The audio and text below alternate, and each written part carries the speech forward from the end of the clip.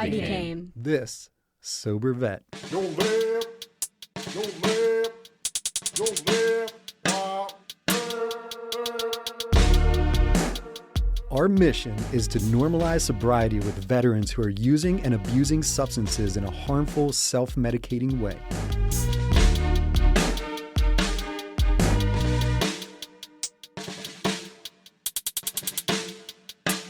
Welcome, world. We're on episode 15 of This Sober Vet. I am your favorite 14 Tango, Joe Yorick, and I am joined by the tactful, terrific, tranquil, tremendous Teresa Thomas. What up, Dr. T? sweet. You I like all them like T's? I was that. dropping T-bombs. All those T-bombs. I'm doing great today. Thank you for Good. asking. How about yourself, Joe? I'm good. I'm fantastic. Feeling good, looking good. Before we get into today's episode, I was watching something on IG. Do you know the actor Dennis Quaid? He's a known sober actor, and he was on stage talking about addiction, and he said that there's 3 stages of addiction. There's fun with problems, and then there's just problems. And the problem with the problem part is when you're there, you're still having fun. And when he said, I was like, damn, like that hit. That really Is hit that me. accurate? Yeah. 100% accurate. So shout out to Dennis Quaid and his accurate breakdown of addiction. So today's episode, we're going to get into a retired Army medic, 18 and a half years, did 3 tours. I'm super pumped to get into this. So Jesse, welcome to the show. Yes. Welcome, Jesse.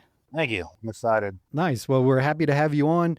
I would like to start by asking why the Army. Can you just kind of tell us a brief story of how you chose the Army and the MOS that you chose?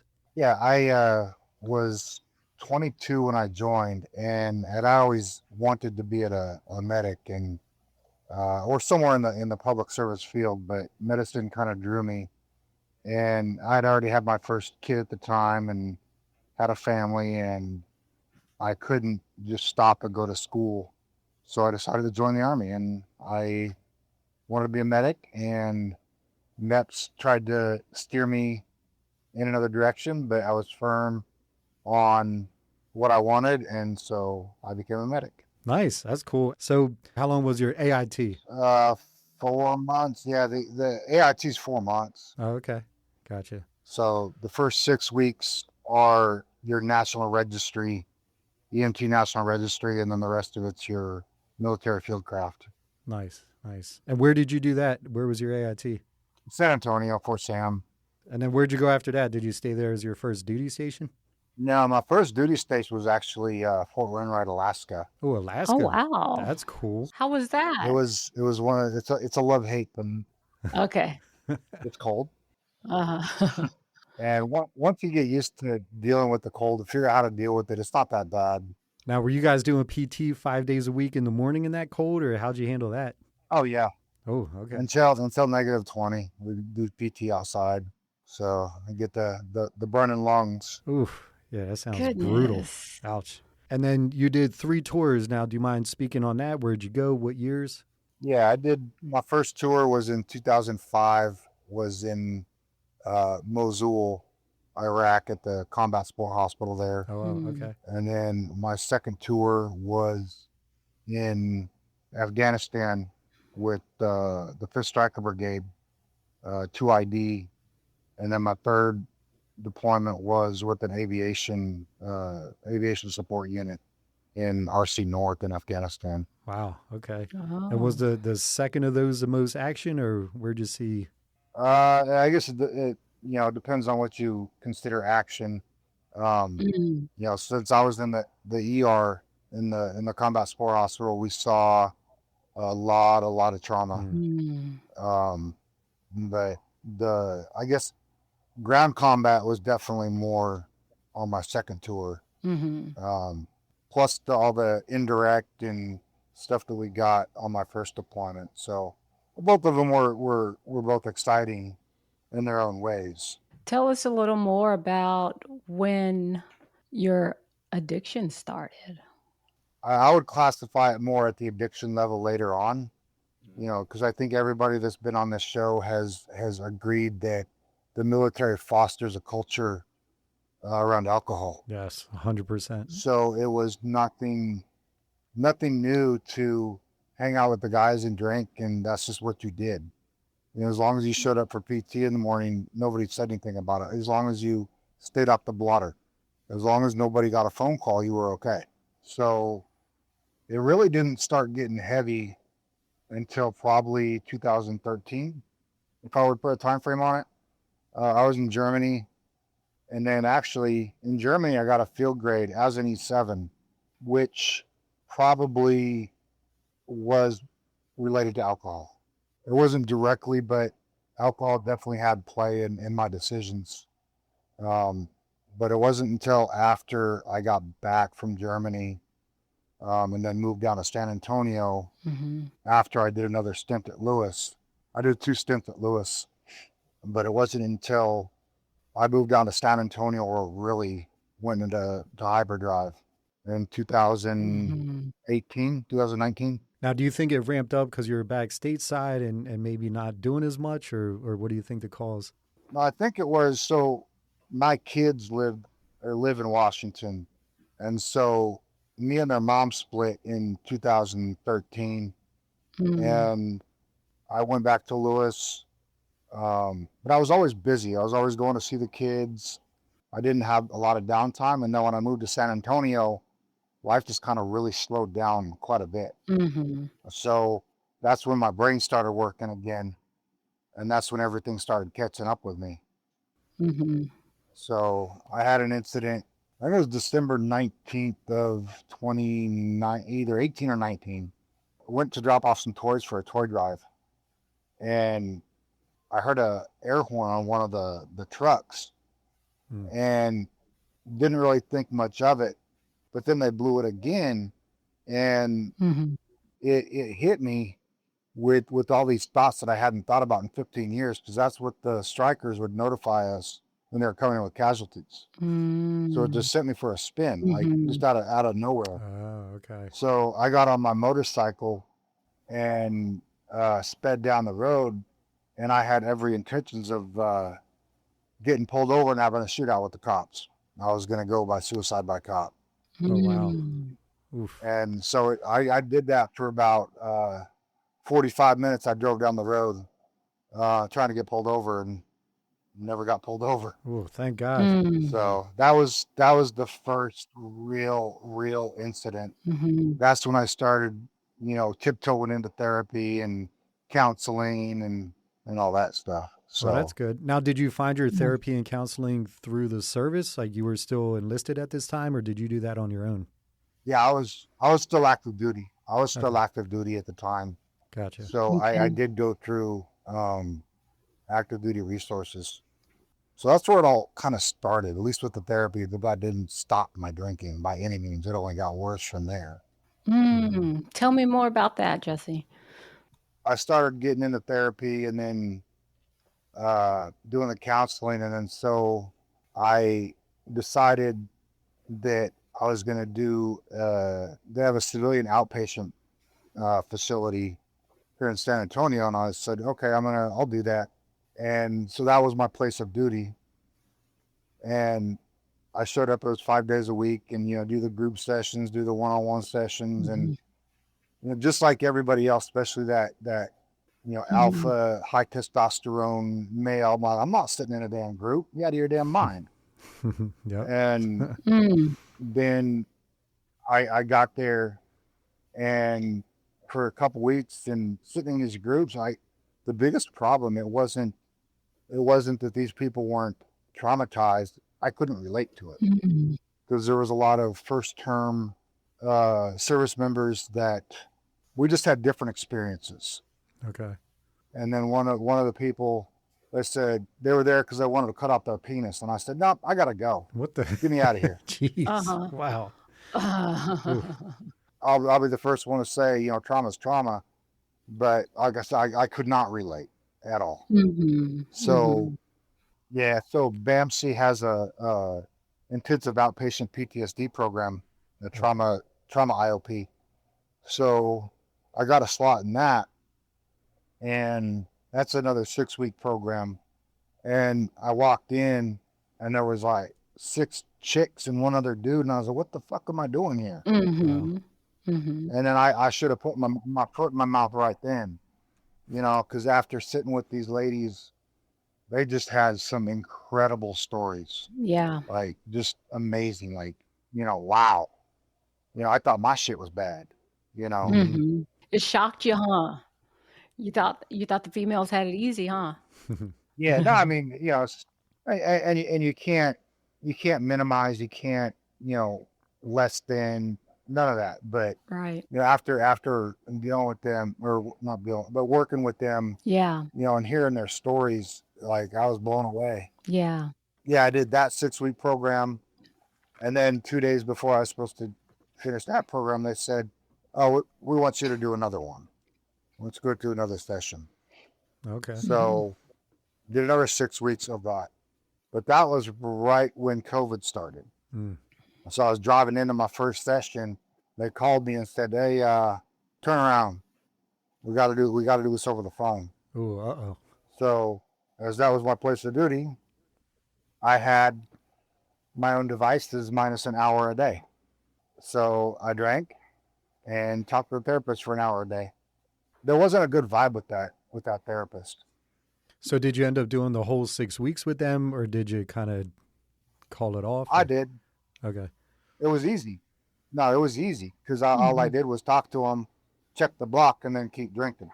Mm-hmm. Right. And I think might have been during that time. My timelines are all messed up, but like at that point I knew I had a problem drinking. It wasn't anything new. The thing that I had is I didn't have anybody at home telling me I needed to stop drinking.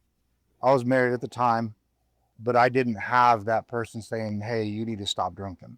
Okay. You know, either you stop drinking or I'm out. That wasn't my environment. Then I was sitting outside on my front porch, and I drank probably I really like Captain Morgan Spice Rum, Mm. and It's good stuff. but I was Mm. outside drinking, and like that I started getting in my head, and I put a message out on Facebook about something, needing help. Mm-hmm. So my buddy took me over to the hospital, and I checked in. I told him I can't stop drinking.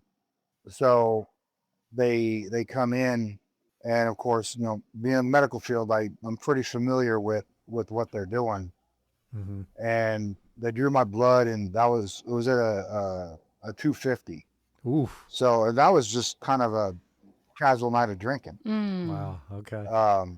Definitely not the worst I've been. Uh-huh. But so then the doctor came in, the ER doc came in and said, psychiatrist not going to see you right now.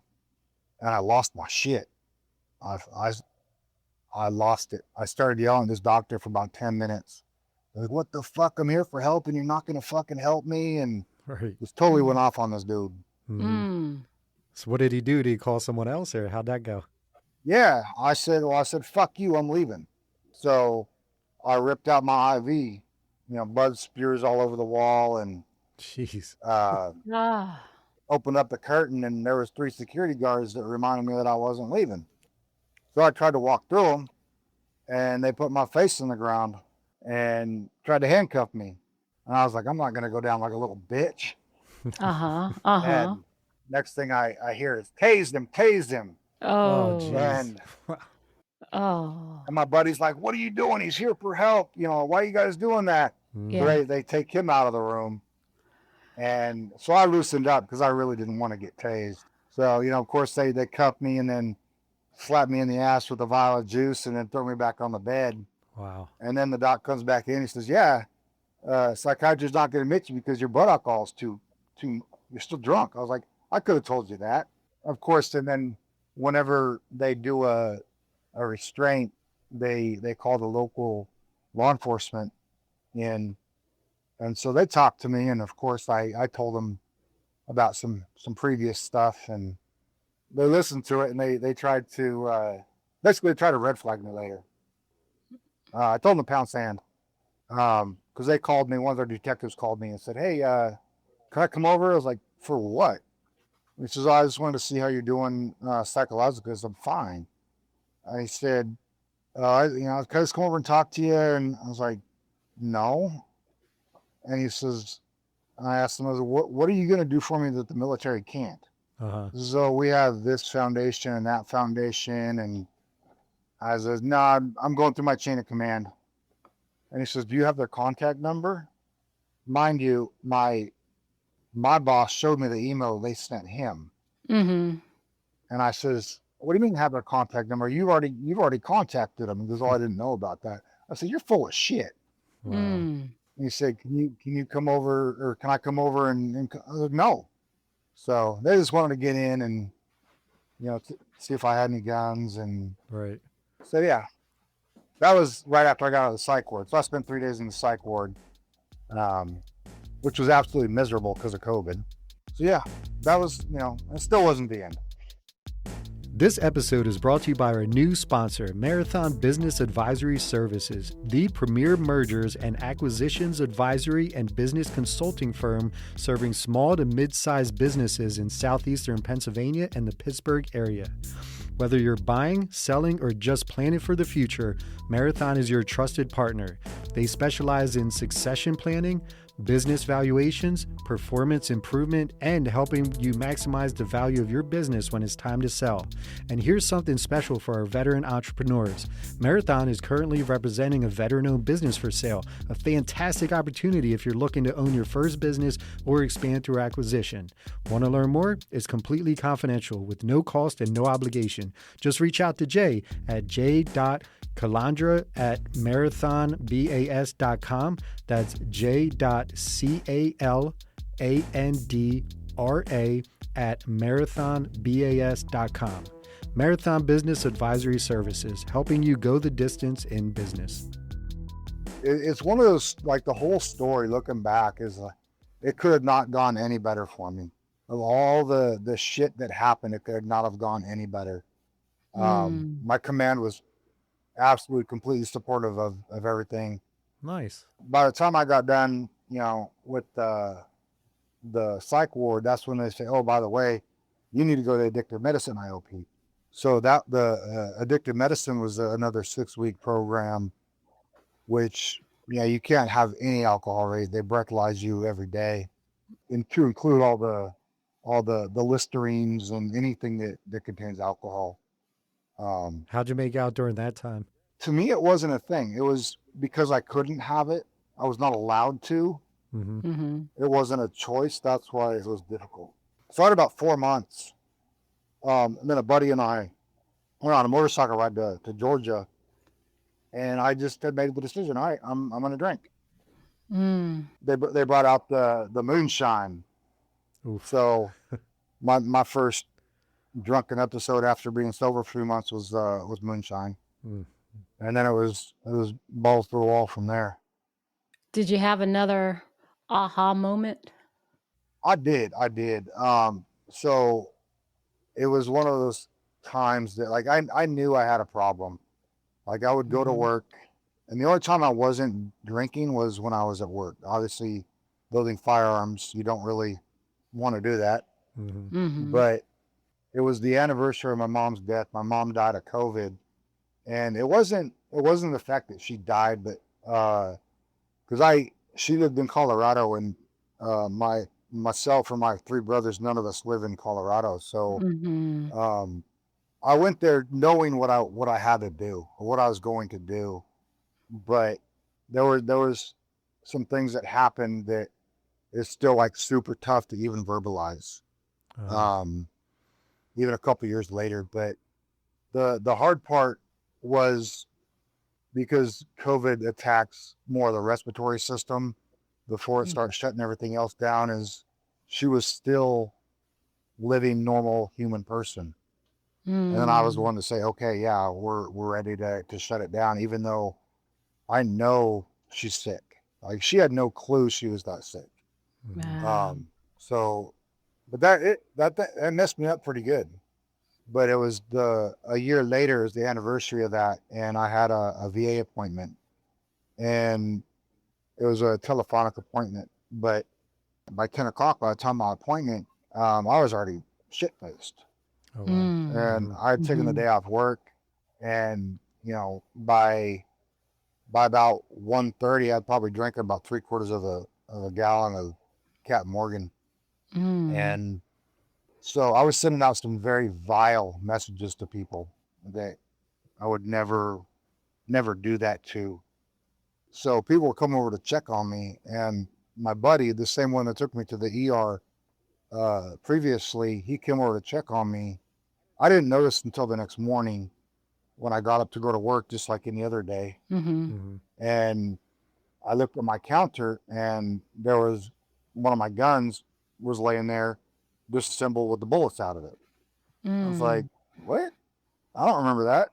Oof. So come to find out, my buddy had come over to check on me, and I put a gun to his head and said, "What the fuck are you doing in my house?" Damn. Ouch. Mm. So that was my moment, Yeah. and I didn't stop completely at that point, Mhm. but that was when I knew I was done. I called a couple people. One of the guys that works with us, he used to work at a uh, a facility that works with first responders, public service, military, veterans. So I called him and I said, "Hey, what's the deal with this place?" And he says, "Is it for you or for somebody else?" And no, it's for me. Mm-hmm. And Mm. so I just wanted to know if it is as good as the website says. Mhm. Um, so I'd already had a trip planned to go see my kids for Christmas. So I checked in January 2nd of 2023 to rehab. Okay. All right. And was this the final time? This was after this. You're sober still, Yep, yep. dude. Outstanding. Very nice. Yeah, it's pretty wild. I mean, you hear these stories about these people in there, and "Oh, I've been here 4, 5, 6, 7 times." I'm like, what? So Mhm. I to me, it's the failure, you know, Mhm. that scares me the most. Well, you're doing it, brother. You're doing it. I'm very proud of you, man. That's awesome. Now, what has helped you, and what made this time different than the other times? Um, the biggest thing is the community that you surround yourself in.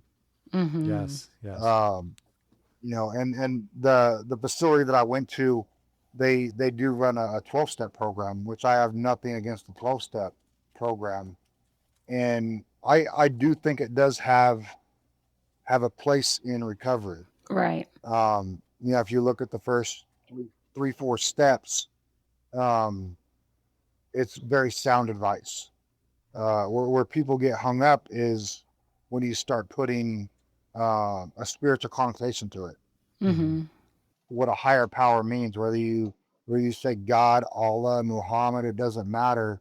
What is your higher power can be your community, can be your Mhm. friends group, can be your Right. whatever your Yeah. support system Absolutely. is what really it's all about. But I highly recommend the first 3, 4 steps of the 12-step program, as a starting point. Mm-hmm. And I did go to uh, a 12-step when I first got out of rehab. Mhm. Warriors Anonymous. It's specifically for first responders, public service, Okay. military veterans. Uh-huh. It falls under Alcoholics Anonymous. For me, it's a tool. You Yeah. get all the tools while you're in rehab, but it's just another Mhm. tool. And then I go to 12 steps anymore? No, Okay. but I've learned how to live a different life. Okay. Because you can't expect anybody to cater to you. Mhm. I'm not gonna go somewhere to a party and say, "Oh no," and make them feel uncomfortable because they're drinking around me because I have the problem. Right. Yep. Mm. And it's hard to get to that point. I drank at home a lot, so one of the things that I had to be careful of was being home alone. Which at this point I was divorced, and so that's what I did. I was just home alone. So like the day that I got out of rehab, I needed to go to the store. I was afraid to go to the store alone because I didn't do anything without alcohol. Mm-hmm. So Ah, even just having somebody go with you, you know, it's retraining your brain to live without alcohol. You know, admitting that your life is unmanageable is different for everybody, okay. because manageable for one person is, it's all relative, right? Subjective. Because just because all my bills were paid, my mortgage was on time, like I'm not late on any payments, I can show up for work. Is that still manageable? Mm-hmm. Mhm. Because I'm circling my life around when and where I can drink. Are you taking away from other aspects of your life so you can feed your addiction, and you're Mhm. depriving, whether it be your family, your children, your friends? And so when you define manageable, it's different for everybody. Are you or do you know a veteran who is struggling with substance abuse that could use some motivation? Have them tune in. Look, they won't change until they're ready to, but if we could cause a crack in the dam, it doesn't hurt to listen. If you are a sober veteran that would like to share your story and hopes to inspire others, please contact us at thissobervet.com. Show notes and more info could be found at thissobervet.com, and be sure to check us out on social media. We'd love to connect with you. I guess one of the coolest things, though, I really want to share this, is how how my job has been supportive. Because I went to the director and I said, I'm going to rehab. Well, I still have a job when I get back. And it wasn't a matter of if I was going; it's just whether I had a job. Mm-hmm. And I couldn't even finish the sentence. They're like, nobody's going to touch your bench. Oh, good. Nice. Awesome. They've been 100% supportive of of my journey. So we actually have a bar right outside the shop, right? Oh, wow. And we'd hang out after work and drink. And so they would have gatherings. They'd cook lunch or do whatever, and alcohol. Everything was around alcohol. Right. And so I would make mention of, well, what about the guys who don't drink? And I was like, where's my Coke? To my benchmate. Mhm. And so it just snowballed. Like, so people would start standing up for you. Nice. And they say, well, what about the guys that don't drink? Now there's several guys that don't drink. They say it's because of me, but just the ripple effect that I've had has been incredible. That's awesome. That's good. Yeah, it's good to inspire others around you. Yeah, whenever they do events, it's like, they actually ask everybody, instead of like, hey, we're getting beer. Hey, some of the guys drink non-alcoholic beer, or some, whatever, Coke or Mhm. whatever. They make sure everybody's involved. That's awesome. So, what are some of the tools you used when you are home, even to this day, to prevent falling back into that hole?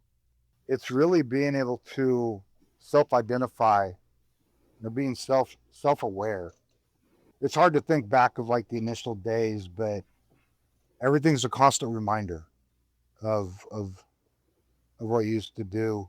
I had to have somebody I trusted whenever I went somewhere that supported me. Mm-hmm. It wasn't about them. It was just they supported me. It's probably about 4 or 5 months.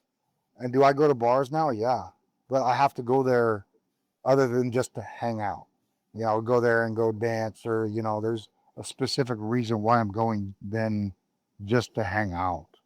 Yeah, that's good that you have accountability partners. I mean, that's huge. We always talk about having a support system and how no one really could do this on their own. So, the fact that you have accountability partners is huge. That's good. Now, are these battle buddies or civilian friends? Long story short, somebody I work with we ended up in a relationship, and it wasn't intentional. Mhm. So it was one of those things that we started hanging out. It was, it was a support system, and then things progressed. But yeah, yeah, it was just one of those things. It just happened. Okay, nice. Would I have thought about this situation prior to? Absolutely not. But you know, it's definitely turned into something very, very good. Good for you. That's awesome. Very nice. Mhm. What would you say to someone who was trying to quit? You can't do it for anybody but you. Mm. It doesn't matter who tells you you need to quit. It doesn't matter if your wife, your kid, like, they definitely have an impact on your reasons. But if you don't want to quit, I don't think you're going to be successful. Mm. And also, the other thing is be completely selfish about your disease. Mhm. Um, because one thing I learned, and I've done it, is if I feel the urge that I want to drink and I'm out, it doesn't matter where I'm at, is I leave. And if the people that I'm with can't support that, they don't need to be my support system. Mhm. Amen. Yep. Like I said, I've done it. Just all right, I gotta go, and remove yourself from the situation. Because to Mhm. me, it's not worth it.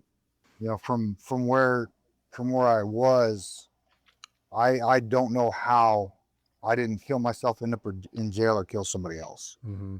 Well, you were made for something bigger. So, I mean, I'm glad that you're still here, and it seems like you're productive.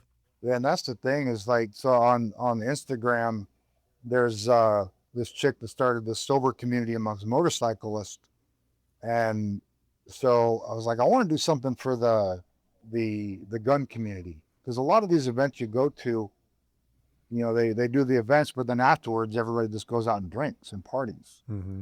So I deviled in the patches and the shirts, and it's not about going and knocking people in the head and say, hey, you shouldn't drink.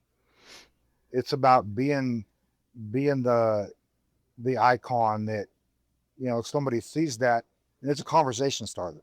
Like you can do normal things, you can go out and hang out in certain environments, but you don't have to drink. Right. You can still be a jackass like me. I don't need alcohol to do stupid shit. Nice. Rock on.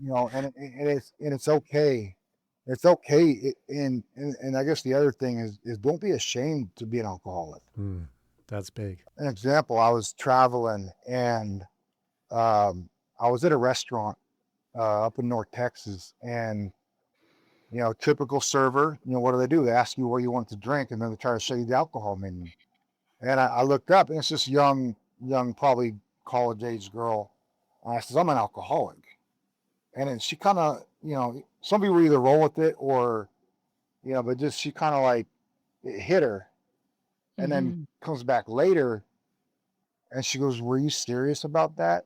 And I was, "Yeah, I'm an alcoholic." And she was, she was struggling with addiction. Oh, So wow. Mhm. it's fun. Like I don't care Hmm. if you don't like me because I like alcohol and I choose not to drink it. Yeah, I'm an alcoholic. So what? So, Nice. but just like I said, just having something out there that you know shows people that it's okay. Right. It's okay to have an addiction. To me, it's not about getting the masses. It's about that one person. Yes. Yeah. Right. That's how we feel. Because people after I got out of rehab, they're like, hey, I got a friend. Do you mind talking to him? Or, now people are like, random guy at the shop, they're like, hey man, I haven't drank in 4 months, or and not that I say, hey, you need to stop drinking, but to me, I feel insignificant, but I'm significant, in different ways. Yeah. No, your sobriety is powerful. It's Absolutely. pretty powerful. It's one of those things that like I struggle because like, oh, nobody's gonna listen to me, no, whatever. But then you get that one story. So I hope that motivates you to keep going. I'm not looking for the likes. I'm looking for that one person that's viewing from the side. My name is Jesse Warren, and this is how I became this sober vet.